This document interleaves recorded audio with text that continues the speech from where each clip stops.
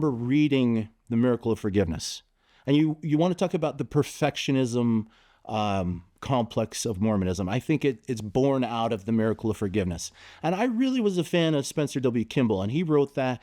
And it was to tell you how awful your sin is, and it can't be tolerated, and you have to deal with it immediately, and don't think dirty thoughts, and you're going to grow hair on your palms, and you're going to go blind, and not only that, but everything's going to be cats and dogs and chaos, and don't even think naughty things because the consequences are eternal, and people are going to die.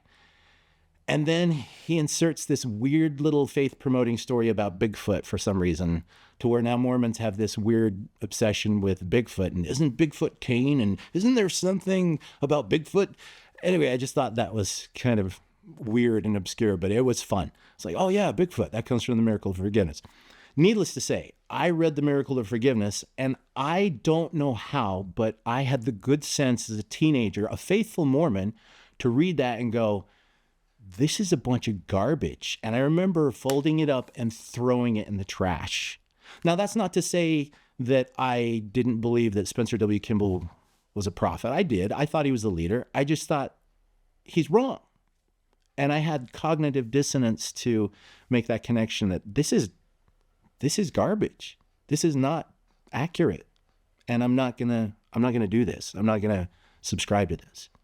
But it was that kind of a theme of absolute perfection, where Jesus says, be therefore perfect, even as I am perfect. And like, oh, we can't have any flaws. We have to be flawless. And because the Mormon people believe that so strongly, and you can't be perfect, so you do the next best thing. You pretend.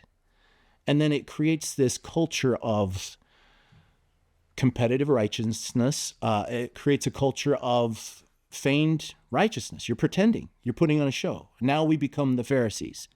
Now we become religious zealots who police each other so that we appear as if we are righteous.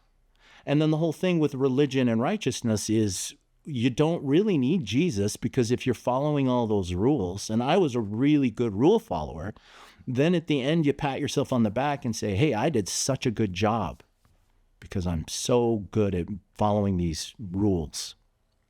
And later, that would be dismantled when I study the New Testament, and I'd see that Jesus was not a fan of the Pharisees at all. In fact, they're the ones that he calls them names. He taunts them a little bit. He pokes them with a stick. And he was outside of the legalism, the tradition of the fathers, the tradition of the elders. And they'd be like, you're not following our rules. And he's like, right, because your rules are stupid.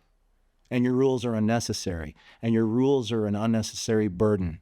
Not only am I so bad at being perfect, I don't even like pretending to be perfect. I need someone who has skill and capability that I just don't have to come in and help me with my debt. What if there was someone who could do it? Wouldn't it be great if someone could come in and save you?